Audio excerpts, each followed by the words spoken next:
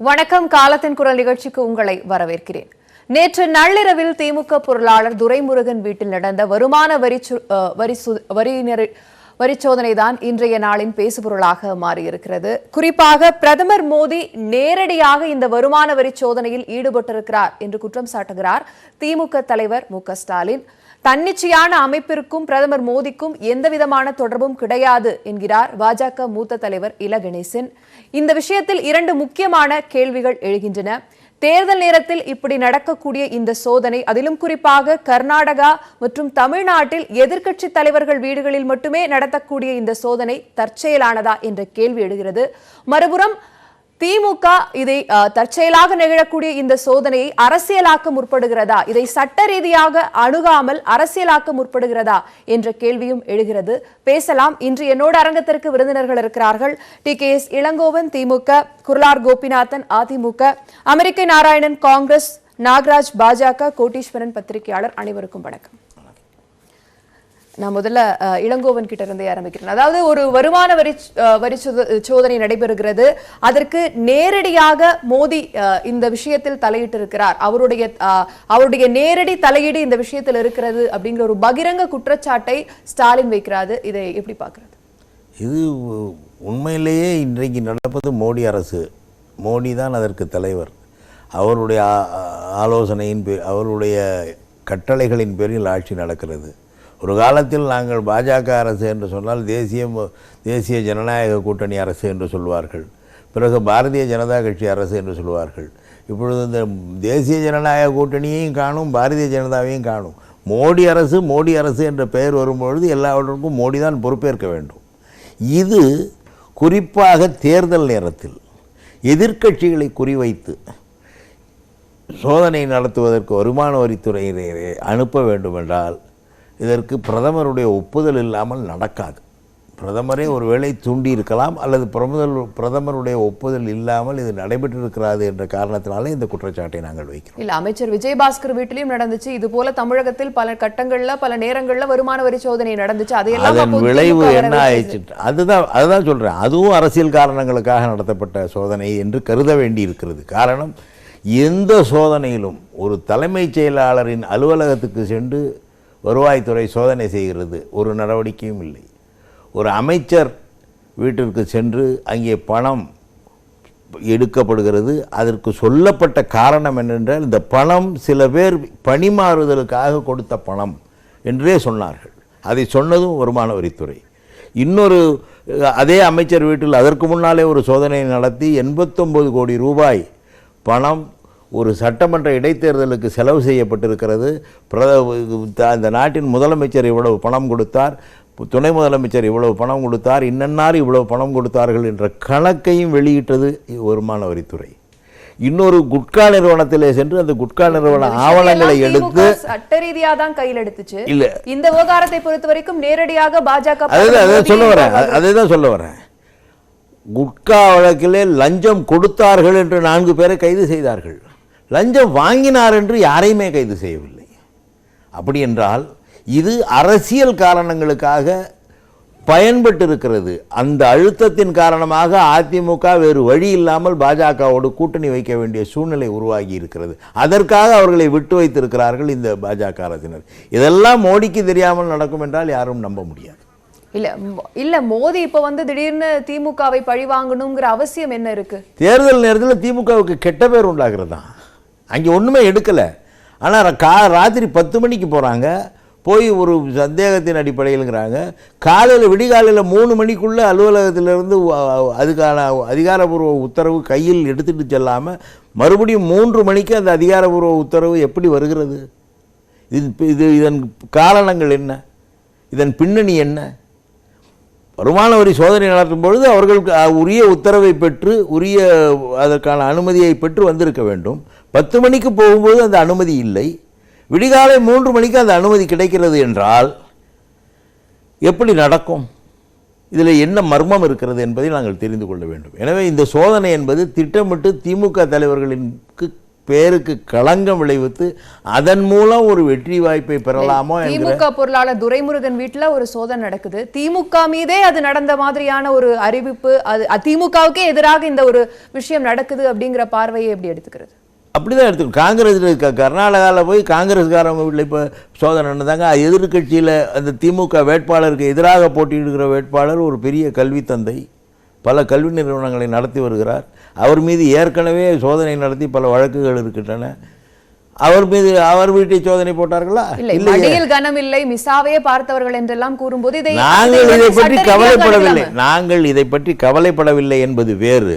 ஆனால் அரசாங்கம் பாஜக இப்படி ஒரு நிலையை உருவாக்கினால் இதன் மூலம் திமுகவின் பெயருக்கு களங்கத்தை ஏற்படுத்தலாம், அதன் மூலமாக அரசியல் ஆதாயம் பெறலாம், தேர்தல் ஆதாயம் பெறலாம் என்று கருதுகிறது. இது மத்தியில் இருக்கிற மோடி அரசின், மோடியின் திட்டமிட்ட வேலை. மோடி அரசு என்று ஒன்று கிடையாது. அங்கே மோடி ஒருவர் தான் நிற்கிறார். அதற்கு நாங்கள் காரணம் இல்லை. அவர்கள் தான் சொல்கிறார்கள் மோடி தான் எல்லாம் என்று. அப்போ இந்த குற்றச்சாட்டையும் மோடி மீது தான் நாங்கள் வைக்க வேண்டும். சரி, திரு நாகராஜ் உங்ககிட்ட கேட்கிறேன். அதாவது இளங்கோவன் சொல்ற குற்றச்சாட்டு இது மோடி திட்டமிட்டு நடத்தக்கூடிய ஒரு விஷயம், அதிகார துஷ்பிரயோகம் அப்படிங்கறதெல்லாம் எப்படி பாக்குறீங்க பாஜகவில் இருந்து?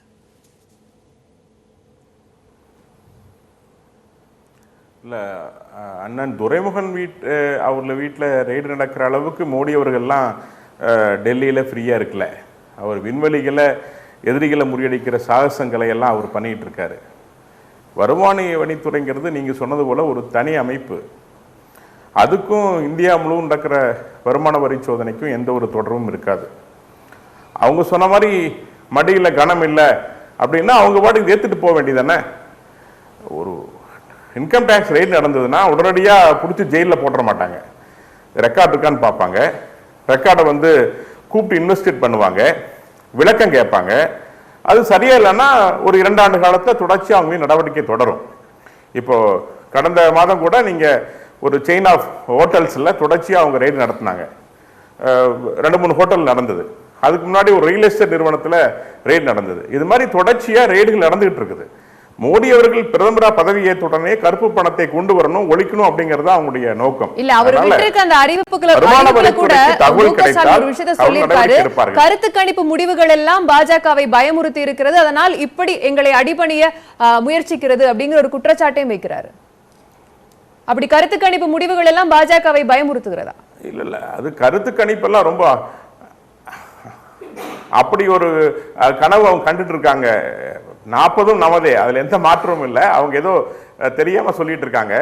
ஒண்ணு. ரெண்டாவது, அப்படி ரெய்டு போகணும்னா ஸ்டாலின் வீட்டுக்கு தான் ரெய்டு போகணும், அவர்கள் வீட்டுக்கு தான் ரெய்டு போகணும். ஏன்னா அவரை தான் போய் தாக்கணும். திமுக பொருளாளர் போய் குறிவைக்கல. இல்ல, ரெய்டு எங்க போகணும்னு நீங்க சொல்றீங்க, நீங்க முடிவெடுக்கிறீங்க. சாதாரண நடைமுறை, அது தன்னிச்சையான அமைப்பு இல்ல. அவங்க சொல்லுவாங்க இல்லையா, அவங்களுடைய தீர்மானத்தின் அடிப்படையில தான், அந்த ஆவணங்களின் அடிப்படையில தான். அவரு சொல்றது போல மோடிஜி அவர்கள் இல்ல, மோடிஜி அவர்கள் மட்டும் ரெய்டு போற மாதிரி சொல்ற மாதிரி இருந்துச்சுன்னா, அவரோட கண்ட்ரோல் இருந்ததுன்னா அது ஸ்டாலின் அவர்கள் வீட்டுக்கு தான் போயிருக்கணும். துரைமுருகன் வீட்டுக்கு போகணும் அவசியம் இல்லை. அதனால இது அவருடைய வேலையும் அல்ல, இதுல ஒரு தலையிடுறதும் இல்லை. தகவல் போயிருக்கிறது, அங்கு பண பரிவர்த்தனை நடந்து கொண்டிருக்கின்ற தகவல் இன்கம் டாக்ஸ் போன காரணத்தால இது நடைமுறையாக ருட்டீனாக நடக்கின்ற விஷயம். அங்க இன்கம் டாக்ஸ் போயிருக்காங்க, ஆவணங்கள் எடுத்திருக்காங்க, உரிய நடவடிக்கை எடுக்கப்படும். மடியில கனம் இல்லைன்னா அவங்க இது மாதிரி கத்த வேண்டிய அவசியம் இல்லை. எதிர்கட்சிகளுக்கு மட்டும் நடைபெறுது. அதுவும் கர்நாடகாவிலும் தமிழ்நாட்டிலையும் எதிர்கட்சி தலைவர்களை மட்டும் குறி வச்சு அவங்களுடைய வீடுகள்ல மட்டும் இந்த சோதனை நடக்குது அப்படிங்கறது அவங்களுடைய முக்கியமான கேள்வி. இன்கம் டாக்ஸுக்கு இன்ஃபர்மேஷன் எப்பெல்லாம் வருதோ அது யாராக இருந்தாலும் ரெய்டு நடந்திருக்கிறது. அதிமுக அமைச்சர் வீட்டிலையும் ரெய்டு நடந்திருக்கின்றது. அவரு சொன்ன மாதிரி பிடிச்சாங்க, என்னாச்சு, பிடிப்பாங்க, சட்ட ரீதியா நடவடிக்கை தொடரும். இன்கம் டாக்ஸ் விட்டு விடாது. அது நாளைக்கு அது தொடர்ச்சியா தன்னுடைய நடவடிக்கை எடுக்கும். யாராக இருந்தாலும் பதில் சொல்லித்தான் ஆக வேண்டும். சட்ட ரீதியாக சட்டத்தில் நிறுத்தப்படுவார்கள். தேர்தல் நேரத்தில் மட்டுமா வருமானு கேள்வி வைக்கிறாங்க. மோடிஜி அவர்கள் மீது குற்றம் சொல்வதில் இல்லை, எல்லாத்து மேலையும் தான். யாராக இருந்தாலும் இன்கம் டாக்ஸ் தனி நிறுவனம், யாராக இருந்தாலும் தகவல் கிடைத்தால் சென்று நடவடிக்கை எடுக்கும். இல்ல, இளங்கோவன் சொல்லும் போது ஒரு குற்றச்சாட்டையும் கூடவே வைக்கிறாரு. 3 மணிக்கு யார்கிட்ட இருந்து உத்தரவு வந்துச்சு, திருப்பி போய் அவங்க திருப்பி அதற்கான நகலை உத்தரவை எடுத்துக்கொண்டு வருகிறார்கள். அது போன்ற அந்த இதுல இருக்கக்கூடிய அந்த முரண்களை அவரு சந்தேகப்படுறாரு. ஸ்டாலின் அவர்கள் கூட சொல்றாரு 24 மணி நேரம் அவர்கள் மோடியை பற்றி தான் சிந்திச்சுட்டு இருக்காரு. அதாவது இன்கம் டாக்ஸுக்கு தகவல் வந்தால் அவர்கள் நடவடிக்கை எடுப்பார்கள். என்ன தகவல் வந்ததுங்கிறது அவங்களுக்கு தான் தெரியும். தகவல் வந்திருக்கிறது, நடவடிக்கை எடுத்திருக்கின்றார்கள். அது இனிதான் தெரிய வரும். சரி திரு அமெரிக்க நாராயணன், அதாவது வருமான வரித்துறையினுடைய சோதனைங்கிறது தன்னிச்சையான ஒரு முடிவுதான். இதை பிரதமர் மோடியுடன் நேரடியாக தொடர்புபடுத்தி அரசியலாக்க திமுக முற்படுகிறார்கள் என்ற ஒரு குற்றச்சாட்டை முன்வைக்கிறார். தலைவர் ஸ்டாலின் சொன்னது சரிதான். எங்களது தலைவர் ஒவ்வொரு வீட்டுக்கும் இந்த நாட்டில் ஏழைகள் வறுமை கோட்டுக்கு இருக்கிறவங்களுக்கு 72,000 ரூபாய் வருஷத்துக்கு கொடுக்குறாங்க. உடனே நிச்சயமாக இந்த எலெக்ஷனே மாறி போச்சு. வினாச்சக்காலை விபரீத புத்தி. இவங்களுக்கு இங்கே மட்டும் இல்லை, தமிழகத்துலேயும் சரி, கர்நாடகாலையும் சரி, ஏன் ஆந்திர பிரதேஷ்லையும் சரி, சதர்ன் ஸ்டேட்ஸில் அவங்களுக்கு ஒரு இடமும் கிடைக்கல. அதனால் பயந்துக்கிட்டு எத்த சாட்டா பித்தம் தெளியும்னு சொல்லிட்டு ஏதோ பண்ணி பார்க்குறாங்க. இதுதான் இன்றைக்கு நடக்குது. இது மோடி அங்கே ஒரு சேட்டலைட்டை சுடுறதுக்கு மோடி இராணுவம் செய்த ISRO செய்வதை தான் செய்வதுன்னு சொல்கிறாரு. அது அவர்கள் டிபார்ட்மெண்ட். இன்றைக்கி இதை அதாவது எலெக்ஷன் அனௌன்ஸ் பண்ண பிறகு இது கடந்த காலத்தில் ஒன்றும் ரெய்டு நடக்கிறது ஒன்றும் புதிதில்லை. ஆனால் எலெக்ஷன் அனௌன்ஸ் பண்ண பிறகு இது மாதிரி ஒரு லேம் டக் பிரைம் மினிஸ்டர், இவர் ஒரு நொண்டி வாத்து, 56 இன்ச் பிரைம் மினிஸ்டர். இன்னைக்கு நொண்டி வாத்து. அணுகுண்டு வெடிச்சப்போ இந்திரா காந்தி தான் அதை வெளியே வந்து சொன்னாங்க. இல்ல, நான் இப்போ நம்ம பேசுவது இப்போ எலெக்ஷன் அனௌன்ஸ் பண்ண பிறகு இவர் லேம் டக்னு சொல்லுவாங்க. நொண்டி வாத்து 56 இன்ச் பிரதமர். அவருக்கு இந்த நாட்டை வார்த்தைகள் இந்த விவாதத்தில் இல்ல, லேம் டக் is a very common usage. I don't know whether you are aware of it or not. தமிழ்ல நான் மொழிபெயர்த்தேன். பயன்படுத்தக்கூடாது. இல்லை, தேர்தல் நேரம் நான் சொல்லிட்டேன். தமிழ்ல இல்ல இந்த மாதிரி பயன்படுத்தக்கூடாது. ஒரு பிரதமரை ஸ்டாலின் தாழ்மையே இல்லைங்க, ஒரு மரியாதையா பேசணும். இல்ல, நீங்க லேம் டக்ன்ற வார்த்தை அதிகாரம் இல்லாத உங்களுக்கு வார்த்தையெல்லாம் சொல்லக்கூடாது. ஐயா, புரிந்து பேசணும். இது பார்லிமெண்டரி வேர்டு தான். லேம் டக்ன்றது ஒரு அதிகாரம் இல்லாத, ஏன்னா எலெக்ஷன் அறிவித்த பிறகு எதுவா இருந்தாலும் லேம் டக் என்பது ஒரு ஆங்கில வார்த்தை இல்ல. தமிழ்ல மொழிபெயர்க்கிறேன். எப்படி அப்ப தெரியாது இல்ல, அது அப்படி அத மொழிபெயர்க்கிறேன் தமிழ்ல. அப்ப நீங்க பப்பு இது மாதிரி பல ஆங்கில வார்த்தைகள் பப்பு கவலையே இல்ல. நீங்க ஆனா தாங்க முடியாது சரியான வார்த்தை, மரியாதைக்குரிய வார்த்தை பயன்படுறீங்க.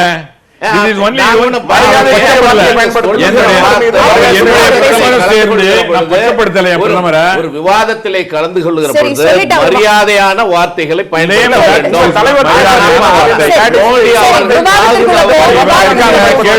கேட்க முடியல.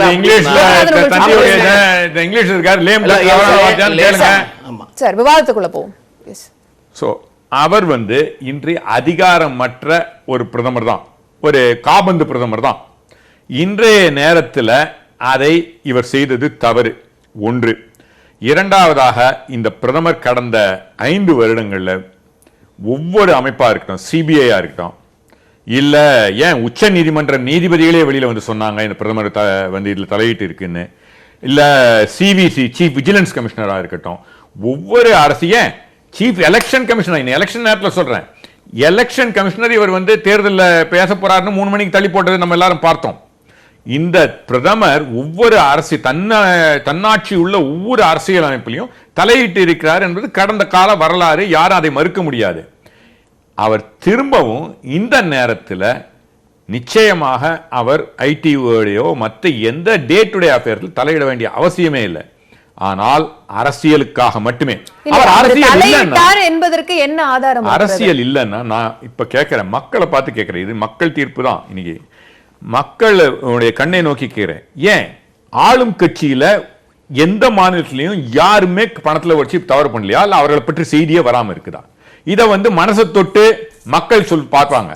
சத்தியமாக சொல்ல முடியும், எதிர்கட்சி மேல மட்டும் வரும்போது இது கேள்வி நியாயமான தர்மமான அரசியல் கேள்வி.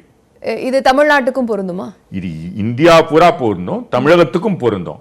அவர் இளங்கோவன் அவர்கள் சொன்ன மாதிரி இதை பிளாக்மெயில் பண்ணி தான் இது எங்களோட நாங்களும் திமுக காங்கிரஸும் திமுகவும் வைத்திருக்கிற ஒரு உறவு காதல் கல்யாணம் மாதிரி. இவங்க கட்டாய கல்யாணம் கன் பாயிண்ட்ல வச்சு அதிமுக பயமுறுத்தி இந்த இதை பண்ணியிருக்காங்க. பாமக மற்ற அதிமுகவை எப்படி பயன்படுத்தினாங்க நீங்க? இவர் தெளிவாக சொல்றாரு. பணத்தை வந்து செக்ரட்டேரியட்ல பிடிச்சாங்க, ஏன் குடோன்ல பிடிச்சாங்க. அதே பாணியை திமுக கிட்ட செய்யும் போது ஏன் திமுக கிட்ட இப்ப முயற்சிக்குதுன்னு நினைக்கிறீங்க? இல்லையே, இப்போ வந்து எலெக்ஷன் நேரத்துல அவங்க மேல அபாண்டமா பழி சுமத்துறாங்க. ஆனா எலெக்ஷனுக்கு முன்னால பண்ணி அந்த கேஸ் முடியாம செய்து எதற்காக? பிளாக்மெயில் பண்றதுக்கு தான். இவனும் கேட்டா இதே மாதிரி பல தார் மாயாவதி மேல பண்ணிருக்காங்க. இது மாதிரி ஒவ்வொரு எதிர்க்கட்சிகள் மீதும் வேண்டும் என்றே மடியில் கனம் இல்லாதவர்கள் இதை பார்த்து ஏன் பயப்பட வேண்டும்? அரசு சட்ட ரீதியாக இதை எதிர்கொள்ளலாம். சட்ட ரீதியாக அனைவரும், எங்கள் கட்சியில சிவகுமார் இருக்காருங்க, இங்க இருக்கிறதும் நிச்சயமா எதிர்கொள்வாங்க. ஆனா சேற்றை வாரி இறைக்கிறார்கள். அந்த சேறு அவர் மீது தான் படியும். அதுதான் இன்றைக்கு அதை உண்மையை சொல்றோம். மக்கள் கிட்ட தான் இந்த தேர்தல் நேரத்தில் மக்கள் கிட்ட எடுத்து போக வேண்டியது எங்களுடைய கடமை இல்லை, அரசியல் கட்சியான கடமை இல்லை. இந்த நாட்டுடைய அரசியல் சாசனப்படி ஏற்படுத்துகின்ற ஒவ்வொரு இதையும் இவர் கொலை செய்திருக்கிறார்ன்றத உண்மை இல்லையா? அதை நாங்கள் மக்கள் கிட்ட எடுத்துட்டு போக வேணாமா? அதுதான் ஸ்டாலின் அவர்களும் செஞ்சிருக்காங்க, எங்க கட்சி தலைவர்களும் செஞ்சிருக்காங்க. நான் தெளிவாக சொல்றேன், இந்த 72,000 ரூபாய் ஏழைகளுக்கு, அடித்தட்டு ஏழைகளுக்கு கொடுக்கறத பார்த்து பயப்படுறாரு. ஏன்னா அவங்க செய்ய முடியாத வறுமை கோட்டையே, வறுமையே ஒழிக்கின்ற நிலையில் நாங்கள் எடுத்துக்கிட்டு போனதால பயப்படுறாங்க. அந்த பயத்துல வந்ததுதான் இந்த இது. சரி, திரு குருளார் கோபிநாதன், அதாவது தற்செயலா நடக்கிறத கூட அரசியலோட தொடர்பு படுத்தி பார்க்கிறார்களா? அதாவது திராவிட முன்னேற்ற கழகத்தினுடைய தலைவர் ஸ்டாலின் அவர்கள் தோல்வி பயத்தினால தன்னிலை மறந்து தரம் தாழ்ந்து தனக்கு தேர்தல் நேரத்தில் எதை பேச வேண்டும் என்று அறியாமலே இன்று உளறிக் கொண்டிருக்கிறார். இன்றைக்கு ஏதோ, அதாவது இன்றைக்கு என்ன எப்படி எல்லாருமே தேர்தல் நேரம் எல்லாருமே வார்த்தைகளை கவனமாக நடக்கிறது தான் சொன்னா. அவர் சொன்னார் கள்ளக்காதல் என்று, கட்டாய கல்யாணம் சொன்னார். நாங்கள் கள்ள உறவு என்று சொல்கிறோம். அதனால் அந்த நீங்கள் எதை சொன்னாலும் நீங்கள் ஒரு மன்றத்தில் பேசுகிற பொழுது அதில் ஒரு நியாயம் இருக்கணும். அவர் பேசுகிற பொழுது இதற்கு சட்டப்பூர்வமாக ஒரு ஐடி இன்கம் டேக்ஸ் அதிகாரிகள் ஒருவருடைய வீட்டில் போய் நீங்கள் ரெய்டு பண்ணுகிற பொழுது அதற்கு உள்நோக்கமும் அதற்கு காரணமும் எல்லா சட்டப்பூர்வமான நடவடிக்கைகளும் உள்நோக்கமும் காரணங்களும் நீங்கள் கற்பித்து கொண்டே இருந்தால், அரசியல் சாயம் பூசிக்கொண்டே இருந்தால் இன்றைக்கு எந்த செயலையுமே இங்கே செய்ய முடியாது. நீங்கள் இதே நான் கேட்குறேன், காங்கிரஸ் 2013 ஜெகன்மோகன் ரெட்டி வீட்டில் நீங்கள் ரெய்டு பண்ணலையா? அவர் உங்களுக்கு ஒத்து வரவில்லை என்று சொல்லி நீங்கள் ரைட் செய்யவில்லையா? அதே 2009 நீங்க அதுக்கப்புறம் பதில் சொல்லுங்க. 2009 2010 கர்நாடகா அரசில் 60 எம்எல்ஏ வீட்டில் நீங்க ரைடு பண்ணலையா? அதெல்லாம் உங்க அரசியல் காரணமா? அது யாரு? சோனியா காந்தி சொல்லி ரைட் பண்ணாங்களா? என்ன காரணத்துக்கு பண்ணாங்க? ஆக இந்த நாட்டிலே சட்டப்பூர்வமாக எடுக்கப்படுகிற நடவடிக்கைகள் எல்லாம் அரசியல் சாயம் பூச ஆரம்பித்தால் எந்த நடவடிக்கையுமே எடுக்க முடியாது. உங்களுக்கு ஆதாரமற்ற ஒரு குற்றச்சாட்டை இன்னைக்கு ஒரு ஸ்டாலின் வைத்திருக்கிறார். மோடிக்கும் இதற்கு இன்னும் சம்பந்தம்.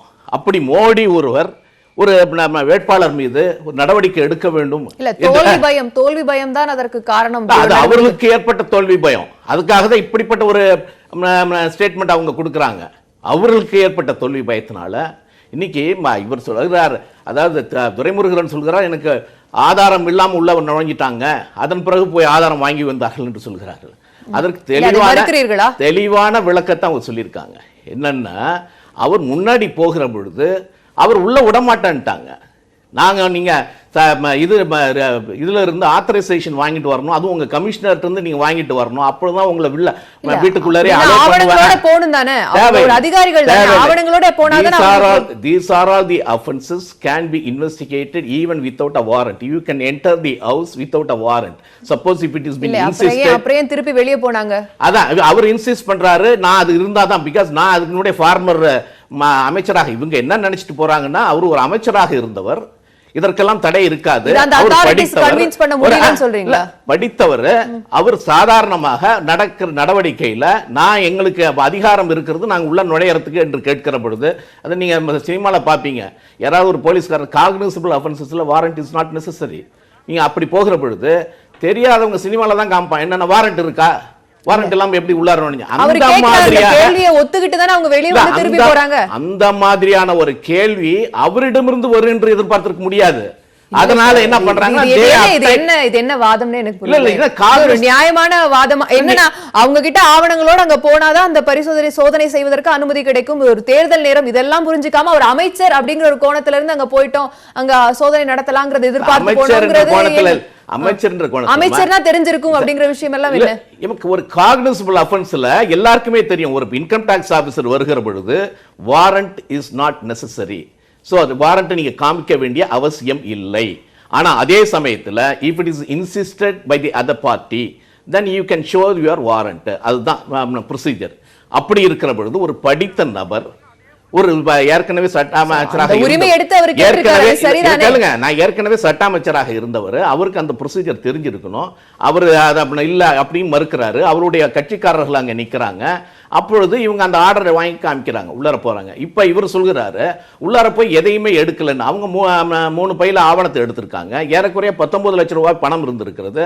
அதுல அவர் இதுல 10 லட்சம் ரூபாயா 19 லட்சம் ரூபாய் பணம் இருந்திருக்கிறது. அவர் இதுல காமிச்சிருக்கிறது தேர்தல் தன்னுடைய இதுல என்னிடம் 9 லட்சம் பணம் இருக்கிறது என்று தான் காமித்திருக்கிறார். மேற்கொண்டு 10 லட்சம் ரூபாய் அதுல இருக்கு. அதனால அந்த 10 லட்சம் ரூபாய் மட்டும் சீஸ் பண்ணி எடுத்துட்டு போயிருக்காங்க. It has been stated by the income tax officer. So எல்லா விவரங்களுமே நியாயப்படி சட்டப்படி எடுக்கப்படுகிறது. நான் என்ன சொல்றேன், நீங்க பொது வாழ்க்கையில வருகிறவர்கள் நீங்க நேர்மையாக இருக்க வேண்டும். அப்படி ஒரு சட்டப்பூர்வமாக ஒரு நடவடிக்கை எடுக்கிற பொழுது அதற்கு அரசியல் சாயம் பூசி நீங்க அதுல இருந்து சோதனை போயிருக்கு. அதுக்குள்ள இதுல நேர்மைங்கிற தீர்ப்பெல்லாம் நம்ம எழுத வேண்டிய அவசியம் நேர்மையில நாங்க சட்டப்பூர்வமாக நடவடிக்கை எடுக்கிய 89 கோடி ரூபாயை செலவானது இந்த அமைச்சர் இன்னாருக்கு இவ்வளவு செலவு செய்திருக்கிறார் என்று இதே வருமான வரித்துறை கணக்கு சொல்லி அதனாலே ஒரு தேர்தலே தள்ளி வைக்கப்பட்டு அந்த சூழ்நிலையில அந்த அமைச்சர்கள் மீது என்ன நடவடிக்கையை இந்த வருமான வரித்துறை எடுத்தது? இது நடந்து 3 வருஷம். அதுக்கு நான் பதில் சொல்லிடுறேன். நீங்க அந்த ஒரு கேள்வியை கேட்டீங்க. அதாவது பண்ணாதீங்கன்னு சொன்னீங்க. அவர் சொன்ன கேள்விக்கு நான் பதில் சொல்லிடுறேன். நான் பேசிக்கொண்டு இருக்கும் பொழுது அவர் குறுக்கிட்டாரு. அதனால அவர் ஒரு கேள்வியை கேட்டாரு. அதுக்கு நான் பதில் சொல்லிடுறேன். இன்கம் டாக்ஸ்ல 89 கோடி இருப்பது என்பது ஒரு xerox document. It is not an authenticated document. A Xerox copy has been seized and nothing has been obtained, nothing statement has been obtained from the minister. அதன் பிறகு இன்கம் டாக்ஸை பொறுத்த வரைக்கும் அவர் டாக்ஸ் கட்டியிருக்கிறாரா, அவருடைய தகப்பனார் டாக்ஸ் கட்டியிருக்காரா, அவருடைய மனைவி டாக்ஸ் கட்டியிருக்காங்களா, எந்தெந்த இடத்துலாம் குறைபாடுகள் இருக்கிறது என்று அவர்களுக்கு நோட்டீஸ் வழங்கப்பட்டு அவர்கள் அழைத்து செல்லப்பட்டு அவர்கள் விசாரிக்கப்பட்டு விசாரணை நடந்து கொண்டு இருக்கிறது. அதற்கான டாக்ஸ் அவர்கள் கட்டுவதற்கு தயாராக இருக்காங்க. அப்பொழுது கூட விஜயபாஸ்கர் என்ன சொன்னார் என்று சொன்னா, நான் டாக்ஸ் சரியாக கட்டியிருக்கிறேன், அதில் ஏதாவது குறைபாடு இருந்தால் அதை நாங்கள் சந்திக்க தயாராக இருக்கிறது என்று சொன்னார். ஆனா உங்கள மாதிரி இதற்கு காரணம் இவர்கள் என்று நாங்கள் பழி சுமத்தவில்லை. ஆனால் சட்டத்தை நாங்கள் நேர்கொண்டு எதிர்கொள்ள தயாராக இருக்கிறோம். நீங்க சொல்றீங்க, நீங்க இதே ஒரு சொல்கிறார் கட்டாய காதல் பண்ணுகிறவர்கள், கட்டாய கல்யாணம் செய்கிறவர்கள் 5 சீட்டு தான் கொடுத்திருக்கிறோம். நீங்க தலைமை செயலர் அலுவலகத்தில் சோதனை நடந்த காலகட்டத்தில் எல்லாம் அதிமுக இது மத்தியில் இருக்கக்கூடியவர்களுடைய விஷயத்தினால நேரடி தலையிடனால நடக்கல அப்படிங்கிற ஒரு விஷயத்தை அவங்க சொல்லவே இல்லை. எங்களுடைய விமர்சனமே வைக்கல. எங்களுடைய விமர்சனமே அது கிடையாது. அதாவது ரெய்டு நடந்திருக்கிறது, அது குறித்து விஜயபாஸ்கர் சட்டப்படியான நடவடிக்கை அவர் எடுப்பார், அதை சட்டப்பூர்வமாக எதிர்கொள்வார். அதனால எங்களுக்கு அதுக்கு சம்பந்தம் கிடையாது என்று நாங்கள் தான் சொல்லி இருக்கிறோம். நீங்க குட்கால கூட இவங்க என்ன கேட்டாங்க, குட்கா நீ லோக்கல் இன்வெஸ்டிகேஷன் பண்ணக்கூடாது, சிபிஐ இன்வெஸ்டிகேஷன் பண்ணணும் அப்படின்னு சொல்லிருக்கீங்க. உங்களுடைய கோரிக்கை அதுதானே? இந்த சோதனை நடக்கும்போது பாஜக இதில் அரசியல் உள்நோக்கம் கொண்டதுன்னு ஒரு அதிமுக காரர் கூட இந்த விஷயத்தை நிச்சயமாக சொல்லல. நாங்க சிபிஐ இன்வெஸ்டிகேஷன் குட்கா இருக்குல்ல, நாங்க விஜயபாஸ்கர் என்ன சொல்லியிருக்காருன்னா இது சட்டப்பூர்வமாக நாங்கள் எதிர்கொள்வோம் தான் என்று சொல்லியிருக்கிறார். அதே சமயத்தில் குட்கால என்ன சொன்னாங்க, குட்கால இந்த லோக்கல் போலீஸ் சரியாக விசாரணை செய்யவில்லை, அதனால it is to be investigated by சிபிஐன்னு சொன்னீங்க. சிபிஐ கொடுத்துட்டோம். இப்போ சிபிஐ விசாரிச்சிருக்காங்க. சிபிஐ விசாரிச்சு அவர்கள் ஒரு குற்றப்பத்திரிகை தாக்கல் செய்திருக்காங்க. அந்த குற்றப்பத்திரிகையில் யார் யார் குற்றவாளிகள் என்று சொல்லியிருக்கிறார்கள். அதில் விஜயபாஸ்கர் இல்லை, அதிமுக காரர்கள் யாருமே இல்லை. இப்போ என்ன சொல்றீங்க, உடனே சிபிஐ மத்திய அரசை கேட்டுக்கொண்டு அவங்கள விட்டுட்டாங்க அப்படின்னு சொல்றாங்க. அப்ப எந்த நடவடிக்கையுமே நீங்க எந்தவித காரணத்துக்கும் எல்லாவற்றுக்குமே ஒரு காரணத்தை நீங்க சொல்லி விளக்கம் சொல்லிடுறேன். லஞ்சம் கொடுத்ததாக ஒரு 4 பேரை சிபிஐ கைது செய்தது. ஆனால் லஞ்சம் வாங்குவதும் குற்றம், கொடுத்துவதும் குற்றம். வாங்கியதாக யாரையும் கைது செய்யவில்லை. லஞ்சம் அது காரணம் அந்த வாங்கியதாக சொல்லப்பட்டவர்கள் அதிகாரத்தில். தயவு செய்து குற்றப்பத்திரிக்கை அவங்க படிக்காம அவங்க சொல்றாங்கன்னு அர்த்தம். அதாவது அதுல அரசு அதிகாரிகள் 2 பேர் குற்றவாளியாக சேர்க்கப்பட்டிருக்கிறார்கள். அந்த அரசு அதிகாரிகள் அவர்களிடமிருந்து லஞ்சம் பெற்றிருக்கிறார்கள் என்பதற்கான ஆதாரத்தையும் கொடுத்திருக்கிறாங்க. ஸோ அந்த ஆதாரத்தின் பேரில் தான் அவங்க மேலேயும் குற்றப்பத்திரிகை தாக்கல் செய்யப்பட்டிருக்கிறது. Not only the person was given the bribe, the person who had received the bribe is also been charged. அதனால் அவர்கள் மீதும் குற்றப்பத்திரிகை தாக்கல் செய்யப்பட்டிருக்கிறது. அதனால் உங்களுடைய எண்ணமே என்னன்னா எல்லாவற்றுக்குமே ஒரு அரசியல் சாயம் பூச வேண்டும், அதுக்கு ஒரு உள்நோக்கம் கற்பிக்க வேண்டும், அதன் மூலமாக ஒரு குற்றவாளியை தப்பிக்க வைக்க வேண்டும். இப்படித்தானே இருக்கு. நீங்க அந்த காலத்திலிருந்து இதானே பண்ணிட்டு இருக்கீங்க. காங்கிரஸ் நீங்க இவ்வளவு பேசுகிறார்கள், எந்தெந்த காலகட்டத்தில் எப்படியெல்லாம் அவர்கள் நடந்து கொண்டார்கள், இன்கம் டாக்ஸ் ஐடி ரைட எப்படியெல்லாம் செய்திருக்கிறார்கள் என்பது இந்த நாட்டு மக்களுக்கு தெரியும். கர்நாடகா பத்தி பேசுறாங்க. அதாவது கர்நாடகால 60 எம்எல்ஏ வீட்டுல ரைடு நடத்துனாங்க. அங்க ஒரு கவர்னரை போட்டுக்கிட்டு எல்லாரையும் தடை செஞ்சாங்க. என்ன பண்ணல? வருமான வரித்துறை அமைப்புங்கிறது தன்னிச்சையான அமைப்பு தானே? நிச்சயமாக அது ஒரு தன்னிச்சையான அமைப்பு. இப்ப நீங்க ஒரு காரணம் 2 காரணங்களையும் சொல்லும்போது அவர்கள் சொன்னதெல்லாம் நான் சொல்றேன். நான் என்ன சொல்றேன்னா, நீங்க இதற்கு காரணம் மோடி என்று சொல்கிறீங்களா, அப்ப நீங்க செய்த நடவடிக்கைகள் முதல் சுற்றுல பேசுனதுக்கும் அடுத்ததுக்கும் பெரிய முரண் இருந்துச்சு. அதனால அந்த கேள்வியை முன் வச்சேன். திரு கோட்டீஸ்வரன், அதாவது இந்த வருமான வரி சோதனை தேர்தல் நேரத்தில் அரசியல் உள்நோக்கம் வேண்டுமென்றே கற்பிக்கப்படுகிறதா அல்லது தற்செயலானதா? இதை எப்படி பாக்குறீங்க? அதாவது எலெக்ஷன் கமிஷன் எப்போ வேணா யார் வீட்டு வேணா சோதனை செய்யலாம், சோதனை செய்யக்கூடாதுன்ட்டுன்னு கிடையாது. அதே மாதிரி இன்கம் டேக்ஸும் யார் வீட்டில் எப்போ வேணால் சோதனை செய்யலாம். அவர் சொல்லும்போது சொன்னார் வாரண்ட் இல்லாமல் போகலான்னு. வாரண்ட் இல்லாமல் போனால் வாரண்ட் கேட்டப்போ வாரண்ட் இல்லாமல் பண்ணியிருக்கலாம் ரைடு. அவ்வளோ நேரம் 3 மணி வரையிலும் வெயிட் பண்ணி அது ஒரு இஷ்யூ ஆக்கியிருக்க வேணாம். திமுக தரப்புலேயும் இது ஏன் அவ்வளோ இஷ்யூ பெருசாக்குறாங்கன்னு எனக்கு புரியல இதில். பட் இதில் அரசியல் இப்போ பின்னாடி என்ன இருக்குன்னா, ஓபிஎஸ் வீட்லேயும் ரைடு பண்ணியிருந்து அங்கேயும் ஒரு 10 லட்ச ரூபா எடுத்திருந்தாங்கன்னா எலெக்ஷன் கமிஷனுக்கோ இன்கம் டேக்ஸ்க்கோ இந்த விமர்சனம் வந்திருக்காது. இப்போ எங்கே என்ன பிரச்சனைனா, இப்போ பக்கத்து மாநிலத்தில் பிடபிள்யூ மினிஸ்டர் வீட்டில் ரைடு அடிக்கிறாங்க. தமிழகத்தில் மினிஸ்டருங்க வீட்டில் இதுவரையிலும் எனக்கு கருத்து தெரிஞ்சு பத்திரிகை செய்திகள் புகார் வர்றது அடிப்படையில தானே சோதனை. அதாவது புகார் யாரு கொடுக்குறா? இல்ல இல்லைங்க சார், நீங்க உங்களுக்கு இருக்காங்கல்ல ஒரே ஒரு குறுக்கீடு என்னன்னா, தமிழகத்திலேயே பாலகிருஷ்ண ரெட்டி அவர்களுடைய நண்பருடைய வீட்டில் ரெய்ட் பண்ணியிருக்காங்க. அவர்களுடைய வீட்டிலேருந்து சீஸ் பண்ணியிருக்காங்க, டாக்குமெண்ட் சீஸ் பண்ணியிருக்காங்க. அதுவும் இன்றைக்கு பத்திரிகையில் வந்திருக்கிறது. அதனால் not only on DMK candidate and DMK Balakrishna ரெட்டியினுடைய மனைவி அவர் கேண்டிடேட்டாக இருக்காங்க, அவருடைய நண்பர் வீட்டில் ரெய்ட் பண்ணி சீஸ் பண்ணியிருக்காங்க. சார் அது தேர்தல் நேரத்தில்ங்கிறதுனால அது ஒரு பேசு பொருளா. அதாவது எதுனா இப்போ இங்கே இன்கம் டேக்ஸ் டிபார்ட்மெண்ட் இந்த லாஸ்ட் ஒரு 3-4 வருஷத்தில் பார்த்தீங்கன்னா டிரான்ஸ்பரன்சி சுத்தமாக ரொம்ப மோசமாக போயிடுச்சு. ஃபார் எக்ஸாம்பிள் எதனாலனா, இந்த 89 கோடி மேட்ரு ஆகட்டும், விஜயபாஸ்கர் வீட்டில் எல்லாருமே 3 வருஷன்றது ஒரு அதுவே ஒரு லாங் பீரியடு. அதாவது இது கொலை கேஸோ குண்டு வெடிப்பு கேஸோ கிடையாது. டாக்ஸ் இவேஷன் இருந்ததுன்னா ஆமாம் இவர் டாக்ஸ் இவேஷனு வருமானத்துக்கு புறம்பா சொத்து சேர்த்துருக்காரோ என்னவோ அடுத்த வேலைக்கு போகணும் ஒன்று. ஸோ கால தாமதம், justice delayed is justice denied, புரியுங்களா? இழுத்துட்டு போகிறது ஒன்று.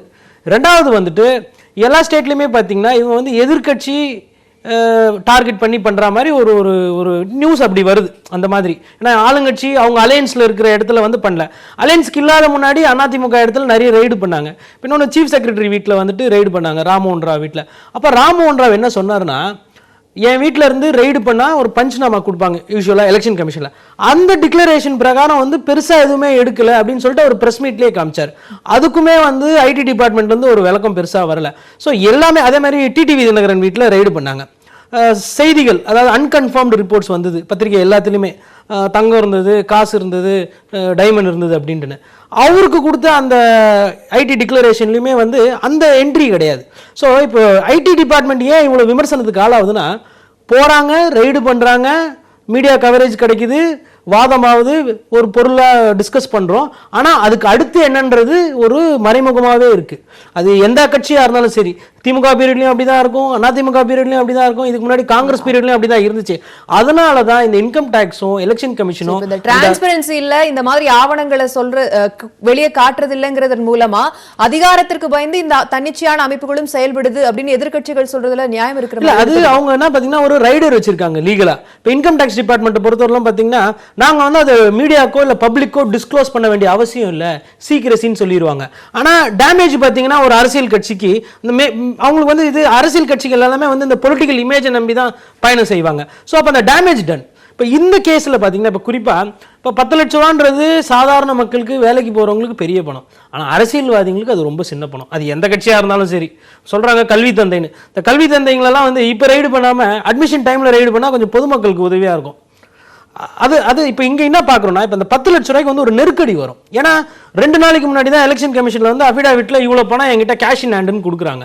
இப்போ இந்த 10 லட்ச ரூபா எக்ஸ்ட்ரா வருது, இதுக்கு விளக்கம் கேட்பான், அது சம்மன் கொடுப்பான். இப்போ ஒரு தேர்தல் நேரத்தில் இருக்கிறது வந்து 25 நாள் தான். இந்த 25 நாளில் ஒருத்தன் வந்து பிரச்சாரத்தை பார்ப்பானா இல்லை கமிஷனுக்கு நோட்டீஸ் அனுப்பிச்சிக்கிட்டு இங்கே அங்கே சுற்றிக்கிட்டு இருப்பாங்களா? ஸோ ஒரு அலக்கடிச்சு ஒரு ஆளை வந்து சைக்கலாஜிக்கலாக ப்ரெஷர் பண்ணுறது. இப்போ இதே தான் பார்த்தீங்கன்னா டிடிவி தினகரனோட வீட்லேயும் பண்ணியிருக்காங்க.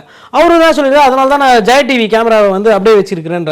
வேற மேபி இவங்களும் அதனாலதான் ஜவஹர்லால் இந்த விஷயத்தையும் சொல்றாரு, தேர்தல் நேரத்தில் எதிர்க்கட்சிகளை சோர்வடைய முடக்க இது போன்ற அமைப்புகள் செயல்படுறாங்க. இது கண்டிப்பா பண்ணுவாங்க. இது வந்து இதுக்கு முன்னாடி இருந்தவங்க பண்ணியிருக்காங்க.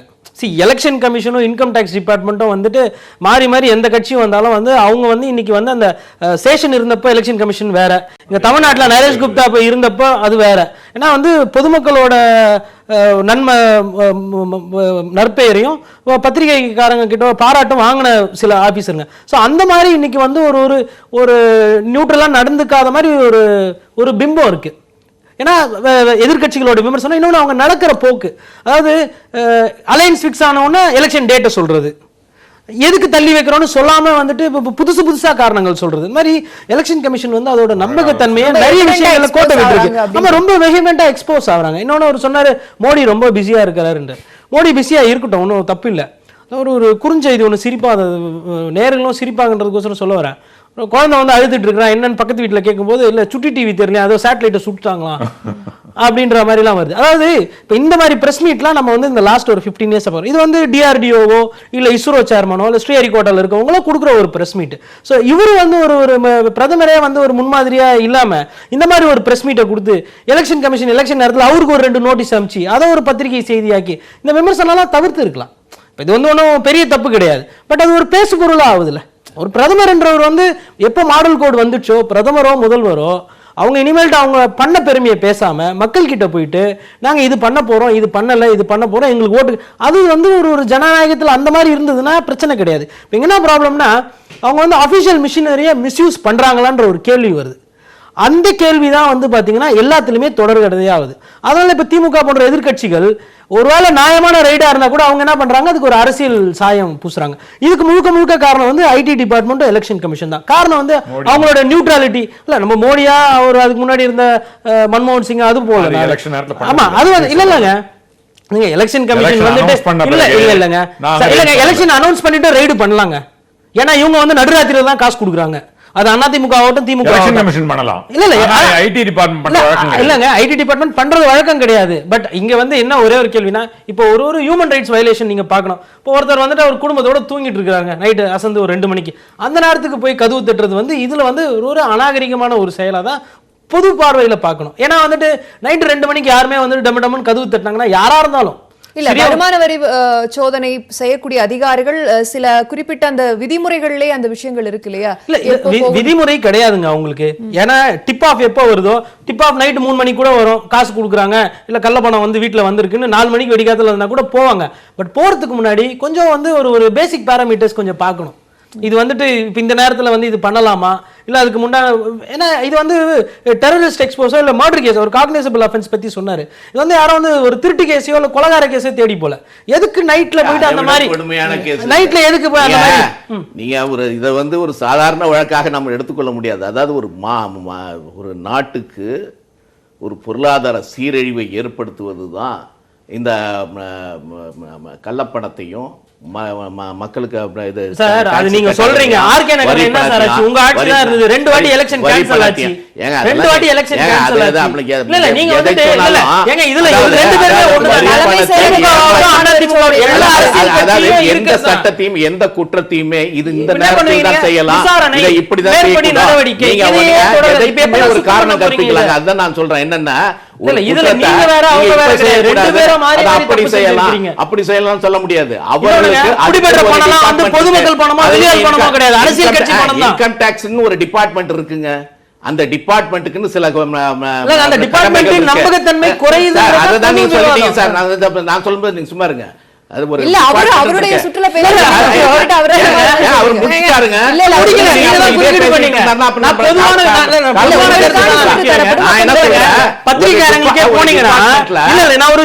அவர் முடிச்சாருங்க. பத்திரிகாரங்களே போனா ரெய்டு நடக்கிறது தெரியும், வீடியோ கிடைக்கும், விஷுவல் கிடைக்குங்க, தகவல் வராது. இது வந்து எல்லா டிபார்ட்மெண்ட்டும் பண்றது, ஈடியில இருந்து இன்கம் டாக்ஸ்ல இருந்து. அதாவது என்னன்னா இப்ப பிரஸ் மீட்டே பாத்தீங்களா, ஆட்சியில் இருக்கும்போது அவங்களுக்கு வேணுன்றத வந்து சொல்லிட்டு ஓடி போயிடுவாங்க. எதிர்கட்சியா இருக்கும்போது கூப்பிட்டு பேசுவாங்க. திருப்பி இவங்களே ஆட்சிக்கு வந்தப்பவும் பார்த்தீங்கன்னா அவங்களுக்கு வேண்டதை பதிவு பண்ணிட்டு ஓடிடுவாங்க. இதே மாதிரி தான் எல்லா அரசாங்கமும் நடந்துகிட்டு இருக்கு. இதுல வந்துட்டு காங்கிரஸ் வந்து பரவாயில்ல, திமுக வந்து மோசம், அதிமுக வந்து பரவாயில்ல, அப்படியெல்லாம் கிடையாது. எல்லாரும் அதே தான். தராசு நீங்க பிடிச்சி பார்த்தீங்கன்னா ஒருத்தருக்கு ஒருத்தர் மாறுதல் கிடையாது. இதுதான் வந்து கிட்டத்தட்ட பல வருஷமா நடந்துகிட்டு இருக்குது. மேபி இப்ப ராஜாஜி அதுக்கு முன்னாடி இருந்தவங்க பீரியட்லாம் எக்ஸம்ஷன், சத்தியமூர்த்தி பீரியடு, காமராஜர் பீரியட்லாம். அதுக்கப்புறம் வந்து பார்த்தீங்கன்னா அரசியலுடைய தரமே வந்து தாழ்ந்து தானே போயிட்டு இருக்கு. அந்த அரசியலுடைய தரம் தாழும் போது அது கூட அசோசியேட் ஆயிருக்கு election commission, income tax, enforcement சேர்ந்து வந்து கீழே வந்துட்டு வராங்க. அதாவது சீஃப் செக்ரட்டரி வீட்டில் ரெய்டு நடக்குது. அது வந்து ஒரு சீஃப் செக்ரட்டரிக்கு அசிங்கம் தான். ஏன்னா ஒரு முகாந்தரம் இல்லாமல் போலாங்க, முகாந்தரம் இருக்கிறதுனால தான் போறாங்க. அவரும் பாத்தீங்கன்னா மறுநாள் வந்து என்ன சொல்றாரு, இந்த அம்மா இருந்துதான் இந்த மாதிரி நடந்திருக்குமான்னு. ஒரு சீஃப் செக்ரட்டரிக்கு அது அழகு இல்லை. என் இடத்த நீ ரைடு பண்ணல, என்கிட்ட எதுவுமே இல்லை, நான் உன்னை சூ பண்றேன், உன் மேல நான் கேஸ் போடுறேன்னு சொல்லிட்டு அந்த மாதிரி இது இருக்கணும். இது வந்துட்டு இப்ப திமுக பீரியட்லாம் பாத்தீங்கன்னா பாருங்க, சீஃப் செக்ரட்டரியா இருப்பாங்க. திமுக எதிர்வினை ஆற்றி இருக்கே, இந்த ஒரு அறிவிப்பு வெளியிட்டு இருக்கே, இந்த அறிக்கை எப்படி பாக்குறீங்க? ஏன்னா இதோட இது வந்து அரசியலா தான் நான் பாக்குறேன். இது திமுகவோட தரப்புல இருந்தும் ஒரு அரசியல். அதாவது இப்போ எலெக்ஷன் கமிஷனும் ஐடி டிபார்ட்மெண்ட்டும் பண்றதுக்கு வந்து அவங்க வந்து மோடியை டைரக்டா டார்கெட் பண்ண வேண்டியதில்லை. மோடி சரி டார்கெட் பண்ணிட்டாங்க, இவங்களும் வந்து எலெக்ஷன் கமிஷனுக்கு இவங்க சப்போர்ட் பண்ண வேண்டியதில்லை. எலெக்ஷன் கமிஷன் தனிப்பட்ட பாடி தானே, அதோட மேல வர விமர்சனத்துக்கு ஏன் வந்து பிஜேபியோ இல்ல அதிமுகவோ வந்து அஃபிடாவிட் ஃபைல் பண்ணணும்? ஏன் அவங்க வாதம் பண்ணணும்? ஏன் எலெக்ஷன் கமிஷனுக்கு வாய் இல்லையா, இன்கம் டாக்ஸுக்கு வாய் இல்லையா? அவங்க மேல வர விமர்சனத்துக்கு அவங்க சொல்லலாமே. இல்ல அதான் பிஜேபி அதிமுக ஏன் மாறி மாறி அரசியல் கட்சிங்க வந்து இந்த டிபார்ட்மெண்ட்டுங்களுக்கு வாயாடிட்டு இருக்காங்க? இல்ல இது காரணம் அதுதான், அந்த அரசியல் டிபார்ட்மெண்ட்டுக்காக வாயாடல. அதாவது இவர்கள் சொல்லுகிற குற்றச்சாட்டை நாங்கள் மறுக்கிறோம். என்னன்னா அவர்கள் என்ன சொல்லுகிறாங்க, என்னன்னா இந்த கூட்டணியில மோடி இருக்கிறாரு, இந்த கூட்டணியில பிஜேபி இருக்கிறது, அந்த பிஜேபி எங்களுடைய தோல்வி பயத்தின் காரணமாக இங்க மேல எங்களுடைய கேண்டிடேட் மேல நீங்க நடவடிக்கை எடுக்கிறாங்க அப்படின்னு சொல்றாங்க. அதைத்தான் நாங்க மறுக்கிறோம். நான் எங்களுக்கு அந்த டிபார்ட்மெண்ட்டை காப்பாற்ற வேண்டிய அவங்களுக்கு தனிப்பட்ட அமைப்பு, அவர்கள் நடவடிக்கை எடுக்கிறார்கள், அதற்கு நீங்க ஒரு உள்நோக்கம் கற்பிக்கிறீங்க, அதை நாங்க நம்ம முறியடிக்கிறோம். அவ்வளவுதானே தவிர நாங்க அவங்கள போய் காப்பாற்ற வேண்டிய அவசியம் என்ன இருக்கு? சரி, தொடர்ந்து பேசலாம். அதாவது தேர்தல் நேரத்தில் வருமான வரி சோதனை நடத்த தடை விதிக்க வேண்டும் என்ற எதிர்க்கட்சிகளின் கோரிக்கை நியாயமானதா? திரு நாகராஜ் கிட்ட இருந்து இந்த கேள்வி ஆரம்பிக்கலாம். அதாவது தேர்தல் நடத்தை விதிமுறைகள் அமலில் இருக்கக்கூடிய நேரத்தில், தேர்தல் வரக்கூடிய இந்த நேரத்தில் இதுபோன்று வருமான வரித்துறை நடத்தக்கூடிய சோதனைகளுக்கெல்லாம் தடை விதிக்க வேண்டும் அப்படின்னு எதிர்க்கட்சிகள் சொல்றதை எப்படி பாக்குறீங்க?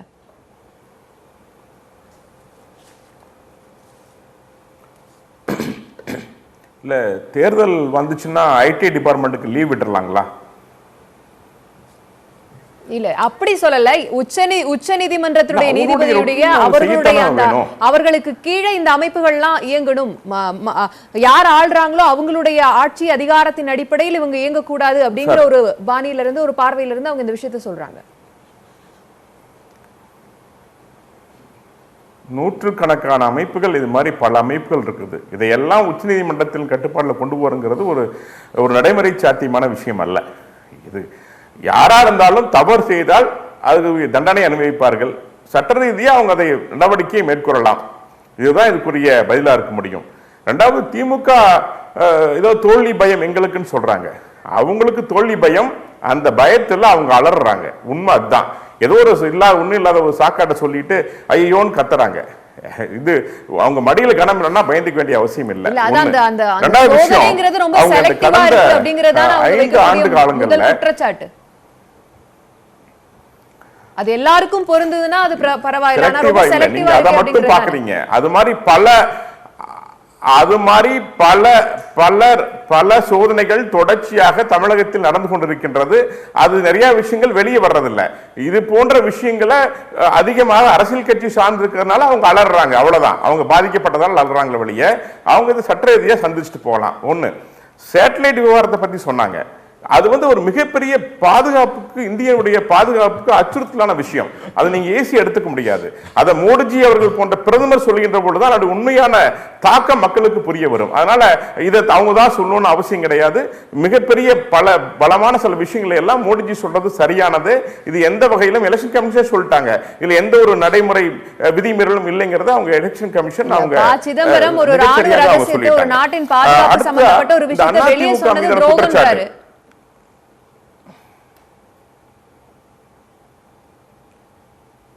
வெளியே சொன்னது இல்லைங்க, சேட்டலைட் விஷயத்தை சொல்றேன் நான். சேட்டலைட் விஷயத்துல ஒரு கண்டுபிடிப்பை, ஒரு புதிய முயற்சியை சொன்னது மிக சரியான. மோடிஜி அவர்கள் சொன்னது சரிதான்.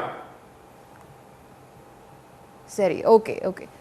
திரு இளங்கோ, அதே மாதிரி இப்ப குறிப்பா அதிமுக மிரட்டுறாங்க, பிஜேபி அதிமுக மிரட்டினான்னு சொல்றாங்க. ஆனா ஒரு நல்ல விஷயம் நீங்க கவனிக்கணும். அதாவது மிரட்டி இருந்தால் அவர் சொன்ன மாதிரி 5 சீட் நாங்க வாங்க வேண்டிய அவசியம் இல்லை. இன்னைக்கு தமிழகத்தில் கூட்டணி தலைமை அதிமுக தான். அப்படி மிரட்டி செய்திருந்தால் இன்று பாஜக தான் இன்று தலைமை கூட்டணியாக இருந்திருக்கும். அதனால எந்த ஒரு ஆதாரம் இல்லாம இதுபான பொய்யான குற்றச்சாட்டுகளை தயவு செய்து வைக்க வேண்டாம் என்று கேட்டுக்கொள்கின்றேன். திரு அமெரிக்க நாராயணன், அதாவது இந்த விஷயத்தையும் சேர்த்தே நீங்க பேசலாம். அதாவது தேர்தல் நடத்தை விதிமுறைகள் அமலில் இருக்கக்கூடிய, தேர்தல் வரக்கூடிய இந்த போன்ற காலகட்டத்தில் இது போன்ற சோதனைகளுக்கு தடை விதிக்க வேண்டும் அப்படிங்கிற அந்த கோரிக்கையை எப்படி பாக்குறீங்க? அது ஒரு நியாயமான கோரிக்கை. நியாயமான கோரிக்கை. நான் என்ன சொல்றேன், இது ஒன்று சுப்ரீம் கோர்ட்டுக்கெல்லாம் போக வேணாம். ஒவ்வொருவரும் தங்களுடைய கடமையை செஞ்சால் போகிறோம். பிரதமர் இந்த நேரத்தில் தான் ஏன்னா லேம் டக்குன்னு உபயோகப்படுத்தக்கூடாதுன்றாங்க, காபந்து பிரதமராக செயல்பட வேண்டும் அப்படின்னு புரிஞ்சுக்கணும்.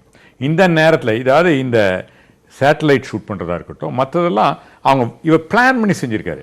இது ஒரு 10-20 நாளைக்கு முன்னே செஞ்சுருக்கலாம். இது எலெக்ஷன் நேரத்தில் இப்படி செய்யணும் அப்படின்றது ஒரு பிளான்.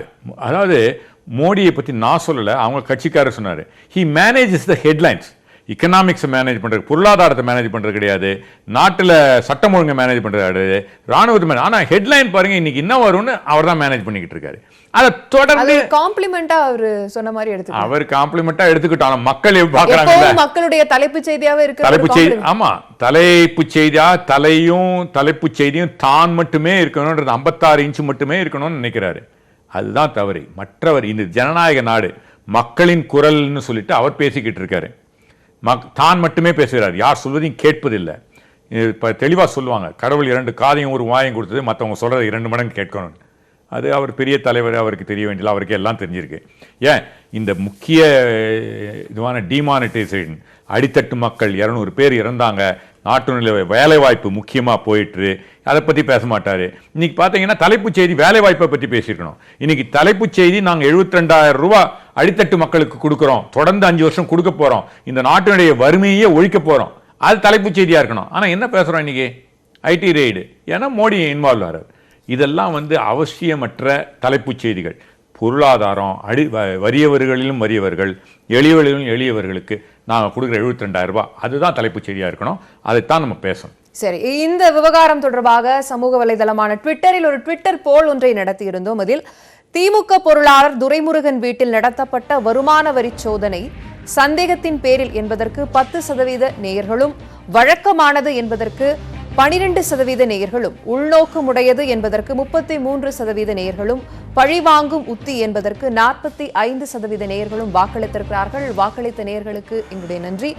இதிலிருந்தே இறுதி கருத்தை எடுத்துக்கொள்கிறேன். திரு கோட்டீஸ்வரர், இங்கே பப்ளிக் சொல்கிறது பொலிட்டிக்கலாக இப்போ கொஞ்சம் பப்ளிக் அவேர் ஆகிருக்காங்க. அதாவது உங்கள் சேனலுக்கு ஓட்டு போட்டவங்க அதுதான் அது இது பண்ணுது. ஏன்னா அப்போசிஷன் பார்ட்டிஸ் சொல்கிறாங்க இந்த மாதிரி பழி வாங்குறாங்கன்னு. ஐ திங்க் ஸ்டாலின் பேசுகிறதும் துரைமுருகன் பேசுகிறதும் ரீச் ஆகிட்டு அது போல் ரிஃப்ளெக்ட் ஆகிருக்குன்றது நான் பார்க்குறேன். நான் யூஸ்வலாக பார்த்திங்கன்னா இது ஒரு 10 லட்ச ரூபா சீஷர். இதுக்கு வந்து ஒரு 2 பிரதான கட்சி வந்து ஊன்னு பேச வேண்டியதில்லை. ஏன்னா இவங்க பப்ளிக் உண்மையிலே அக்கறை இருந்தால் வேறு திட்டங்கள் சொல்லலாம், வேறு ஸ்கீம் சொல்லலாம், வேறு மேனிஃபெஸ்டோ எதுனா வைக்கலாம். பிரச்சார யுக்தி வந்துட்டு நிறைய பேர் ஆக்சுவலாக வண்டியிலே தான் போகிறாங்க, இறங்கி தெரு போய் ஓட்டே கேட்குறதில்ல. ஸோ அந்த மாதிரி விஷயங்கள் பண்ணலாம். இது ஏன் ஒரு பேசு பொருளாக இதாகுதுன்னா, இவங்க 2 பேருக்குமே வந்து ரன்னிங் அவுட் ஆஃப் ஒரு ஐடியா, பயம் நிறைய இருக்குது. ஏன்னா இது வந்து ஹெவிலி பேக்டு எலெக்ஷன் இது. ஏன்னா ஸ்டேக்ஸ் வந்து ஜாஸ்தி. கிட்டத்தட்ட 8 வருஷம் ஆச்சு திமுக வந்து பவரில் இருந்து. அதே மாதிரி சென்டரில் பார்த்தீங்கன்னா வந்து அவங்க ஒரு சிங்கிள் மெஜாரிட்டியில் ஸ்ட்ராங்காக இருக்கிறாங்க. பிஜேபி திருப்பி காங்கிரஸ் வரலன்னா காங்கிரஸோட ஃபியூச்சர்னா, டிஎம்கேவோட ஃபியூச்சர்னா அந்த மாதிரி. அதே மாதிரி ஏடிஎம்கேல பார்த்தீங்கன்னா எக்கச்சக்கமான ரைடு. அதாவது பிஜேபி இப்போ அலையன்ஸில் இருக்காங்க, பட் பிஜேபி பீரியட்லேயே வந்துட்டு இவ்வளோ ரைடு இருக்குது. ஸோ இந்த ரைடெல்லாம் இப்போ ஆட்சி மாறிச்சுன்னா இன்னும் ஸ்பீட் ஆகும். இப்போ டிலே ஆகுது இல்லைங்களா, விசாரிக்கிற நடவடிக்கை அதெல்லாம் ஸ்பீட் ஆகுமோன்ற அந்த ஒரு பயம். அதனால வந்து இது வந்து பெரிய பேசு பொருளாக ஆகுது. திரு இளங்கோவன், இந்த ட்விட்டர் போல எப்படி பார்க்குறீங்க? ட்விட்டர் மக்கள், பொதுமக்கள் எப்படி இந்த இதை வந்து கவனிச்சிருக்காங்க அப்படிங்கிறது வெளிப்படையாக தெரியுது. திட்டமிட்ட காரணம். நாங்கள் சொல்கிறது திமுகவின் கோபம் என்பது ஏன் எதிர்க்கட்சிகளின் வீடுகள் மட்டும் நீங்கள் ரைடு நடத்துகிறீங்க தேர்தல் நேரத்தில்ங்கிறது தான். அதுக்கு வந்து பிரதமர் தலையிட்டல்னா இந்த அரசாங்கம் வந்து மோடி அரசாங்கமாக மாறிவிட்டதற்கு நாங்கள் பொறுப்பில்லை. தேசிய ஜனநாயக கூட்டணி அரசாங்கமோ அல்லது பாஜக அரசாங்கமோ நாங்கள் பாஜகவை திட்டுவோம். இது மோடி அரசாங்கம்னு எல்லாரும் சொல்கிறாங்க. அந்த அமைப்புகள் எல்லாம் கலந்து போய் மோடி சிங்கிள் மேன் அவர். அது இன்னொன்று சொன்னார், அந்த 12 மணி செய்தியை சொல்ல வர்றதுக்கு முன்னால் 11:30 மணிலேருந்து மோடி பேசிகிட்டு இருக்காரு. நான் 12 மணிக்கு ஒன்று சொல்ல போகிறேன், 12 மணிக்கு ஒன்று சொல்ல போகிறேன், 12 மணிக்கு ஒன்று சொல்ல போகிறேன்ட்டு என்ன சொல்கிறாருன்னா, ஒரு ஐஎஸ்ஆர்ஓ நிறுவனத்தின் அந்த அறிஞர்கள் சயின்டிஸ்டுடைய அந்த செயலை தனதாக்கி கொள்வதற்கான முயற்சியை அவர் எடுத்தார் என்ற குற்றச்சாட்டை தான் வைக்கிறோம். இந்த நாட்டில் வந்து 50 ஆண்டுகள் 1969 ஐஎஸ்ஆர்ஓ ஆரம்பித்தாங்க. பல சாதனைகளை செஞ்சுருக்காங்க. ஒரு லான்ச் வெஹிக்கிளில் வந்து 23 சேட்டிலைட் அனுப்பக்கூடிய சாதனையும் செஞ்சுருக்காங்க. அதெல்லாம் ஒரே நாளில் வராது. 40-50 வருஷம் ஆராய்ச்சிக்கு. இல்லை, ஒரு நாட்டின் பிரதமராக அதில் பெருமை கொள்றதுல தப்பு. பெருமை கொள்றதில்ல, அதை அவர் சொன்ன விதம் தான். நான் என்ன சொல்கிறேன், 12 மணிக்கு பிரதமர் பேசுகிறாரு, 11:45 பாரு, 12 மணிக்கு பாருன்னு 11:45 சொல்கிறாரு.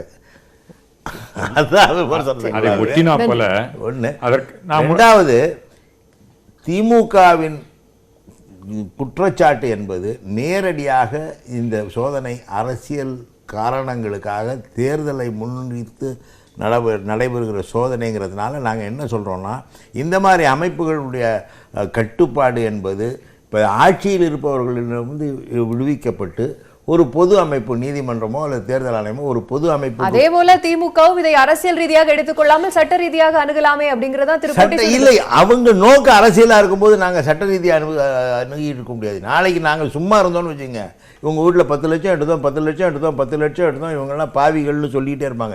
89 கோடி எடுத்ததான் கூட விட்டுருவாங்க, 10 லட்சம் எடுத்ததை பெருமையாக பேசிக்கிட்டு இருப்பாங்க. சரி சரி திரு அவரே சொன்ன மாதிரி எலெக்ஷன் நேரத்தில் இராணுவம் செய்த தன்னுடைய டிஆர்டிஓ ஐஎஸ்ஆர்ஓ செய்து தந்துட்டார். இன்றைக்கி ஒரு செய்தி வந்திருக்கு, நம்ம இந்த அட்டாக் நடக்கச்சே நம்ம நாட்டினுடைய ஹெலிகாப்டர் ஒன்று சுடப்பட்டது ஃப்ரெண்ட்லி ஃபயரில். அதற்கு அப்துல் கலாமாக இருந்தால் பொறுப்பேற்றிருப்பார்.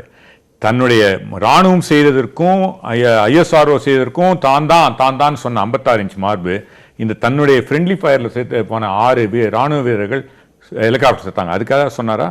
சரி, இன்றைய விவாதத்திற்குள்ள, அதாவது இந்த ட்விட்டர் போல் குறித்தான உங்களுடைய இறுதி கருத்து. மக்களின் தீர்ப்பை மகேசனின் தீர்ப்பை ஏற்றுக்கிறேன். நன்றி நன்றி. திரும்ப அவர் அமெரிக்க நாராயணன் சொல்லிட்டு இருந்தார், என்னென்ன அது 72,000 ரூபாய் தருகிறோம், அதனால் அது நாட்டு மக்களுக்கு.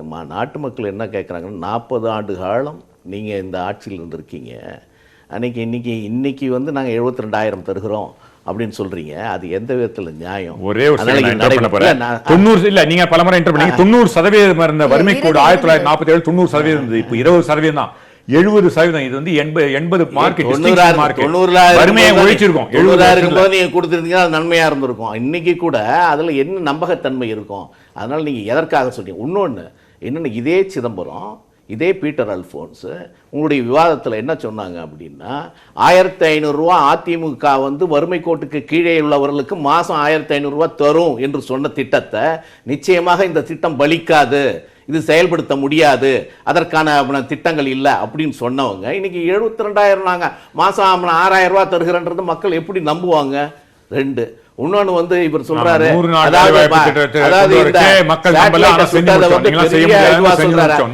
நாட்டினுடைய உலகத்தில் இருக்கிற செயல்பாடு, இது ஒரு நடைமுறை, இது ஒரு இயற்கை. நீ இது நார்த் கொரியாவில் அதனுடைய பிரைம் மினிஸ்டருடைய பிரசிடென்ட் அவருடைய அணு ஆயுதம் வெடிப்பது வந்து அவர் தான் வெளியே வந்து சொன்னார், வேற யாரும் இல்லை. அதனால இது இயற்கையானது, அதற்கு ஒரு சாயத்தை பூசலாங்க. அதனால் எதுக்குமே இவர்கள் அரசியல், அதனாலதான் இவர்கள் கெட்டு போனது காரணம். இந்த நாட்டை மட்டும் கெடுக்கிறார்கள், ஒரு கட்சியை கெடுக்கிறார்கள். ஒப்பிட்டு சொல்றீங்களா? வடகொரியா உலகம் முழுவதுமே இருக்கிற செயல்பாடு என்ன என்று சொன்னா, அந்த ஒரு பெரிய செயல்கள் நடக்கிற பொழுது அந்த பிரசிடென்ட்டோ அல்லது பிரைம் மினிஸ்டரோ தான் வந்து சொல்லுவாங்க, இது மோடி சொன்னது, மோடி மட்டும்தான் அதை சொல்லினாரு அப்படின்ற மாதிரி நீங்க சொல்றீங்க.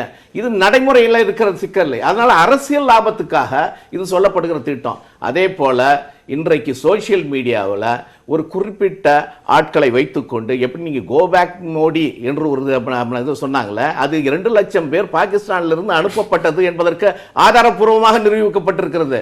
அதனால் இதையெல்லாம் வைத்து தீர்மானிக்க முடியாது. மக்களே மகேசன்கள், அவர்களுடைய தீர்ப்பு தான் நாட்டில் நிற்கும். இன்றைக்கு மக்கள் என்ன சொல்லுகிறார்களோ அதுதான் நடக்க போகிறது.